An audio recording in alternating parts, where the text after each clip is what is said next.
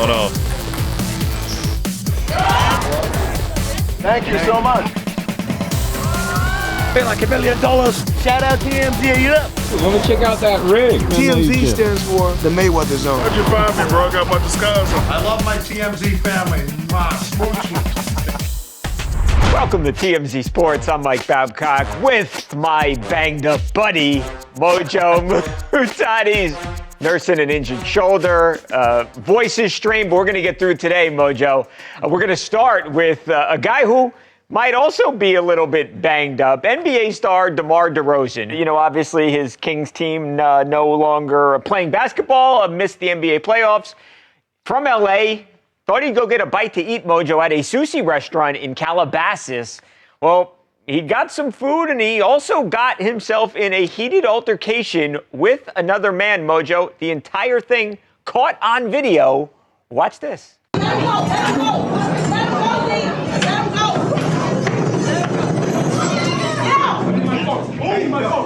need my phone. Come on, come on. Do my hair.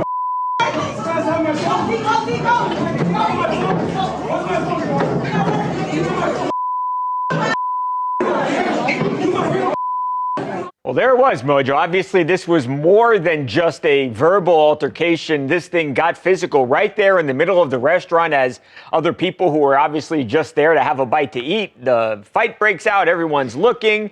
And obviously, this video now has gone viral. Now, DeMar Derozan, for his side of things, Mojo, he says, look, this was a guy who was harassing me outside the restaurant, came inside the restaurant. The guy was looking for trouble. I didn't do anything wrong, and I was simply defending myself. Now, the guy tells a different story. Mojo, he says, hey, look, I'm a fan here. I just wanted to sort of interact with this guy who is this big, famed NBA player, and he got violent with me. So it's a he said, Mojo, and obviously this is, I don't think what anybody intended to happen. Definitely not DeMar Derozan. Yeah, Babcock, we need the little video insert there of what happens between the phone swipe and the guy literally on his back, spread eagle. I'm assuming he just got a shoot takedown. Yeah. I don't know, little spine buster on the ground to put it in wrestling terms. I don't know how he ended up in that situation, but pretty crazy. Either way, when you're talking about celebrities and athletes, typically these things don't go that far. On the one side, it was a one-on-one situation. Usually with stars, there's a lot of people that are jumping in on either side. Yeah. But either way, again, you don't typically see things happen and go this far with it. So, clearly he was pretty upset about it. Probably going to be a situation that might get settled out of court. Who knows if there's going to be some financial exchange on this one to put itself to bed. But yeah, pretty crazy. I mean, celebrities, you'll see them sitting around and, I think there's a lot of people out there that think that they know they have too much to lose. So they're not going to fight back. They're not going to defend themselves. They can take advantage. But at the same time, too, with that star power you have, you got to expect these situations. So, I mean, unless I'm missing something here, just putting a phone in his face and asking him some questions and following him around, that, I hate to say it kind of comes with the territory. Yeah.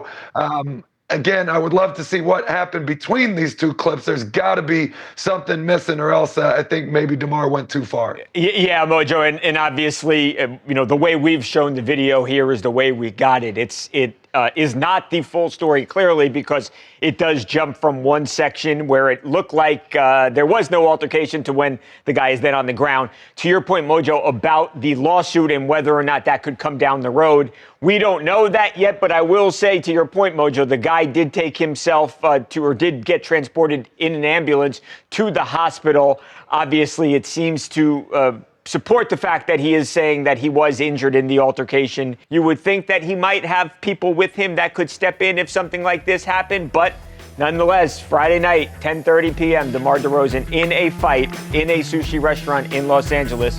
We'll see what happens from here.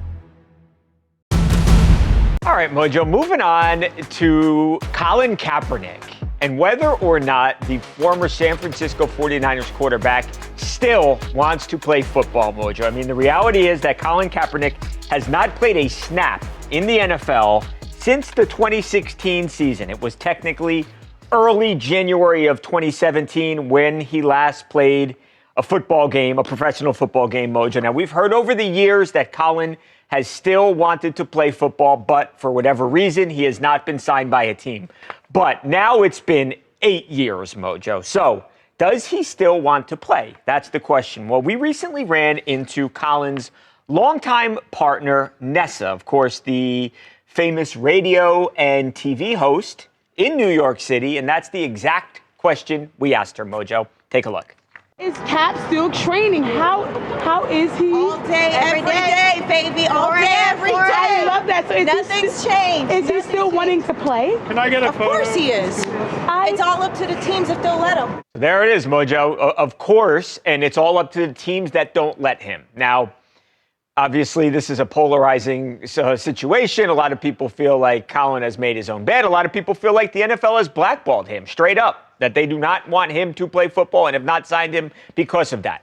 But all of that aside, I mean, the reality is, though, having not played football in 8 years and now being 37 years old, is it over for him? Yes, it is. One word answer. And putting all the other stuff aside, if that wasn't a factor to any team whatsoever being out of the NFL for almost a decade, there's just no way. I mean, if you're Tom Brady and you decided to come back 8 years later, I still don't know if anyone's really going to necessarily take a shot on that guy. I mean, as you age, it just doesn't make sense when there's so many young, fresh, hot recruits coming in that just did incredible things on the field mere months ago. So going with a guy that's been out of the game for so long, I mean, there's no pro day performance he could put up in my book, really, that I think would land him a job at this point. I mean, really, I think his only shot is not going to the NFL, but starting out at one of the smaller leagues, absolutely annihilating it, and then seeing if you can get a shot from there. But based off of what we're looking at right now, just going down to your local high school and throwing passes with some players, no matter how good they are, it's just not going to be enough to land you a job back in the NFL. I mean, he had his ups and downs as a player when he was in his prime. I mean, it's not like he was the most dominant QB in the game. I mean, he wasn't, I would say someone that was really Pro Bowl caliber material, at least on an annual basis. But to come back this far out, don't think it's going to happen whatsoever. That being said, absolutely still respect the fact that he's still trying, he's still trying to do everything he can to get back in. But, it's something you see with a lot of players, like how long do you hold on to this dream? If it's costing you other opportunities in the meantime, sometimes it's better to just pack it up, move on, use your platform, use your voice to do other things. Because, I mean, I think after 8 years, it's safe to say you're not going to get a job back. Yeah, and Mojo, to that point about passing up other opportunities, he was last offseason offered an NFL coaching job, and he turned it down because he still wished to play football. And obviously, with what Nessa just told us, I mean, she has confirmed that. It'll be very interesting to see if at what point it does change and if Colin does still wish to be a part of football, even if it's not as a player in the NFL. Up next, a busy weekend for Travis Scott. After playing at Coachella, Cactus Jack makes his way to Wrestlemania. Highlights from a historic night in Las Vegas are coming your way on TMZ Sports.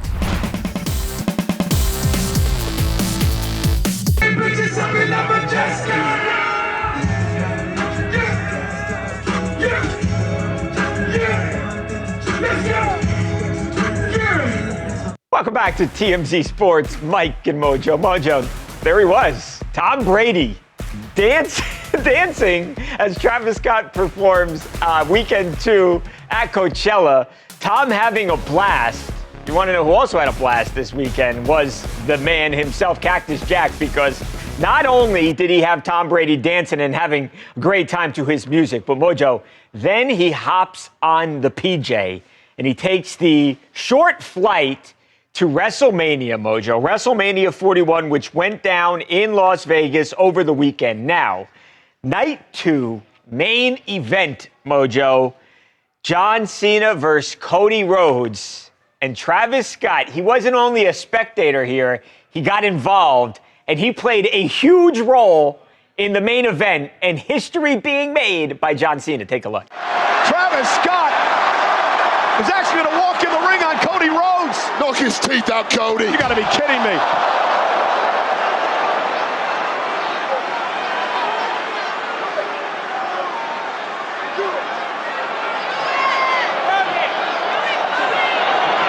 Oh no! Cody Rhodes isn't going to let that happen again. Rhodes has got him in position. Crossroads! I get those goosebumps every time Cody Rhodes hits that. Well, there it was, Mojo. And obviously, as wrestling fans know, John Cena then ultimately comes back and beats Cody Rhodes and is now, for the 17th time, the WWE champion, a new record. You're getting me started on Wrestlemania, my man. This might be a long segment, so everybody get ready. Obviously, this is also the reason that I have zero voice today. Crazy weekend out there in Las Vegas. Tons of injuries sustained, but we're here because we stay hyped. This match was insane. I mean, anytime you're bringing in a guy like Travis Scott, that is mega mainstream attention. That's a lot of people tuning in that might not have watched WWE otherwise. So there was a reason that they placed this man in a main event spot, especially one that was an all-time match. I mean, John Cena, during this match, broke Ric Flair's record of most title championships. Crazy enough, I was watching this match sitting right next to Ric Flair as this was all going on. So talk about a bucket list kind of item for me. What was the reaction, Mojo? To have the record broken. I tell you what, Rick, it was almost like he was working, man. I mean, he was dialed in. I don't think he said a word to anyone else that entire match. He was focused. He was, responding to what he was seeing in the match. I think the second it was done, he was texting John Cena already to tell him congratulations, kid. So really cool thing there too, especially because I've heard Cena go on record before saying that Ric Flair signing off on him and his career was maybe the coolest thing that's ever happened to Cena. So it's really cool to see that full circle. But bringing it back to Travis Scott here, he did a great job, man. First of all, jumping over the ropes like that for someone that isn't trained in the arts of professional wrestling. Not the easiest thing, showcasing some athleticism there, but the way he took the Crossroads move, man, it was like a corpse in that ring. Cody struggled to get him out because it was just pure dead weight. Made the whole thing look fantastic. I think he did a great job with it. And again, breaking history, John Cena using the title to win the title to get old number 17 there. Crazy night at WrestleMania.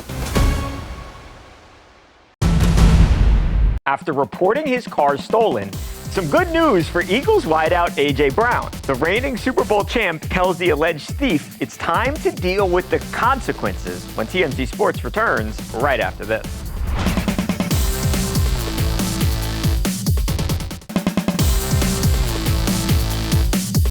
Come on, Philly. Come on, man. You stole my whip last night. Come on, man. I'll make a deal with you, bro.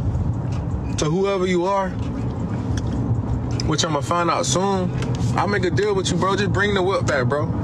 I won't press charges, bro. Just bring the whip back, bro. And you can go on about your day.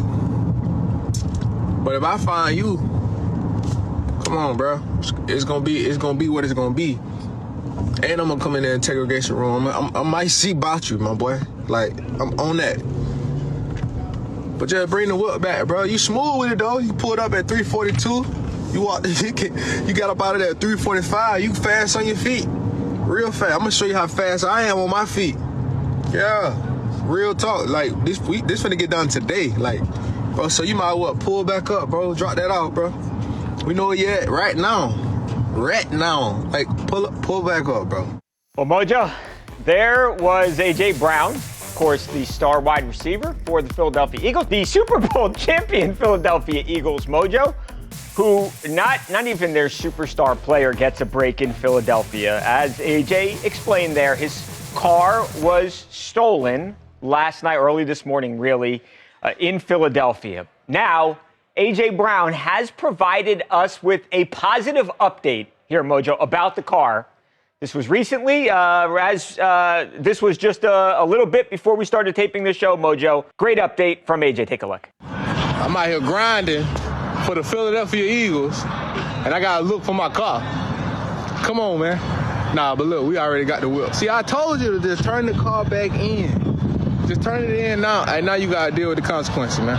I'll tell y'all a little funny joke, man. This morning, when we was talking to the police, my little son gonna come up and say, "Hey, Dad, Paw Patrol, Paw Patrol." I said, "Hey, everybody got jokes this morning, huh?" Yeah, and the joke's on you.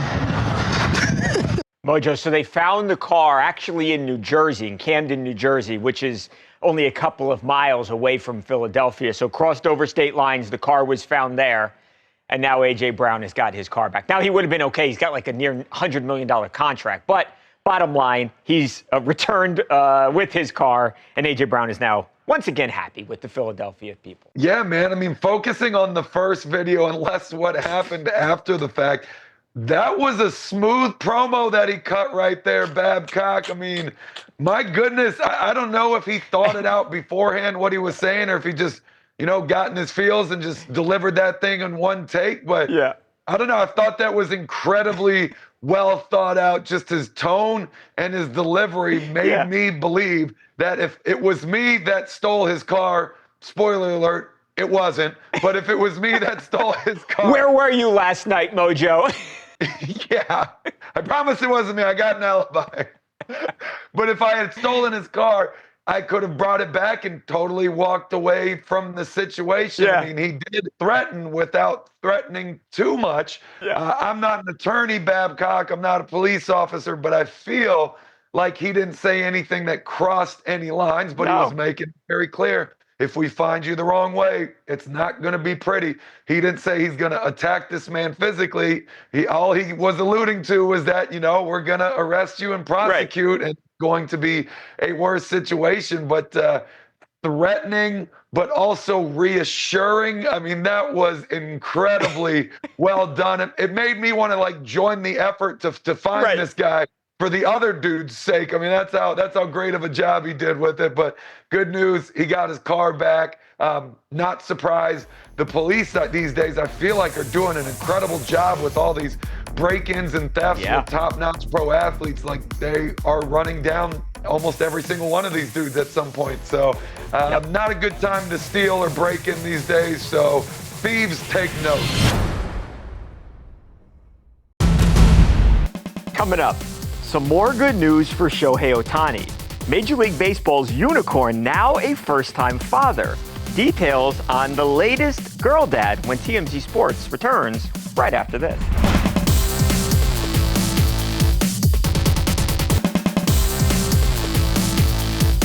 Welcome back to TMZ Sports. Mike and Mojo. Mojo, it's time for We Love It.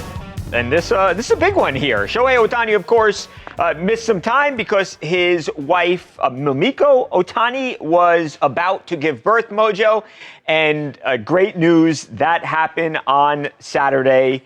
Shohei Ohtani with a new addition to the family. Here's what they had to say, Mojo. In part, welcome to the Ohtani family. I am so grateful to my loving wife who gave birth to our healthy, beautiful daughter. To my daughter, thank you for making us very nervous yet super anxious parents, Mojo. And then Shohei goes on and on to just kind of explain how happy he is. Obviously, this is massive, massive news, Mojo. An adorable photo, and now they've got Shohei, they've got Mimiko, they've got Decoy the dog, and now they've got a little baby daughter, Mojo. So girl dad and the family is expanding. Great news there. Man, this family's on top of the world, aren't they? I mean, what more could you possibly put in these people's lives to make their situation better? I'm not sure. Maybe another kid, but of course they're going to need a little bit more time before that one. Oh, man, the baby pictures with the little feet, the little hands, those are like cheat codes of cuteness. It's cuteness overload, Babcock, but a big, big, big congratulations to them. We love it here on TMZ Sports. We love covering the birth of our athletes. So congrats to the whole family and congrats to us for letting them take us along on this ride. Absolutely. Super cute, Mojo. Now, before we go, at the top of the show, I mentioned that you were playing hurt today, and it's not just your voice. Mojo, you don't got to be a doctor to know that doesn't look right there. What happened? Well, Babcock, you didn't know that party rocking is a full contact sport, potentially more dangerous than professional football or professional wrestling. And that was this weekend in Las Vegas at the Palms Hotel while Ryan Cabrera was DJing the set and Mojo was in a dance contest. Fun fact for you that Mojo always wins dance contest. He's unbelievable. But yeah, just breaking this one down literally as I break my shoulder on the fall. Doesn't matter. Kept partying, hosted the party the next day. Also split my pants clean in half on the dance floor. So broke the pants and the shoulder. 3 days of pool parties at the Palms with Ric Flair, Mandy Sachs, and about 50 of our other wrestling talent. Huge weekend. Got to send a special thanks over to my guys there, Steve Sagan, Laura Dela Cruz, and Stephanie Sanchez for not only the good times, but helping me find new undergarments once I split mine. The show must go on. It was a crazy weekend, and we did the thing big, as you can see. Yeah, we got to go. I know, Mojo. Did you know something was wrong right when you landed? Because you played it off beautifully. I knew something was wrong, but we can't let that stop. There's a live crowd watching. I'm in a dance contest. We went a few more rounds after that. You went and more then hosted rounds? the pool the entire next day. Flew home on a red eye, and I'm here with you because we don't miss a show, pal. Stay hyped extends way past the wrestling ring. It don't matter. We play through the pain, Babcock. That's what we do. You are super tough, Mojo. If anyone didn't believe it, there you go. We're out of time. We got a great show planned tomorrow, Mojo, where obviously it's going to be great. It's going to be great. It's going to be really swell, Babcock. Really swelling over here, quite literally. But we'll see you tomorrow, where it'll be the best show since today. I'm a lawyer.